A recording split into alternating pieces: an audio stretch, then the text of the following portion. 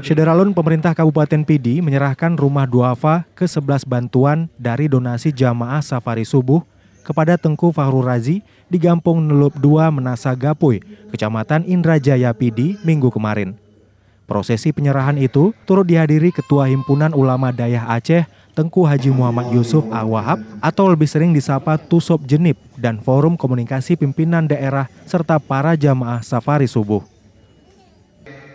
Penerima bantuan Tengku Fahrul Razi merupakan warga paling miskin di Gampung setempat.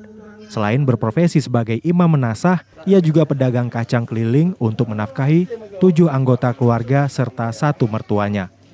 Menurut Wakil Bupati Pidi, Fadlullah TM Daud, atas pertimbangan itu, jamaah safari subuh Masjid Agung Al-Falah Kota Sigli bersama aparatur Gampung memberikan donasi sebesar 90 juta rupiah lebih untuk membangun rumah layak huni. Pembangunan rumah duafa ini dilakukan lewat seleksi sosial secara ketat atas pertimbangan strata sosial kategori termiskin di sebuah gampung, serta memiliki nilai ketaatan dalam beribadah. Dari Sigli, Idris Ismail, Serambi On TV.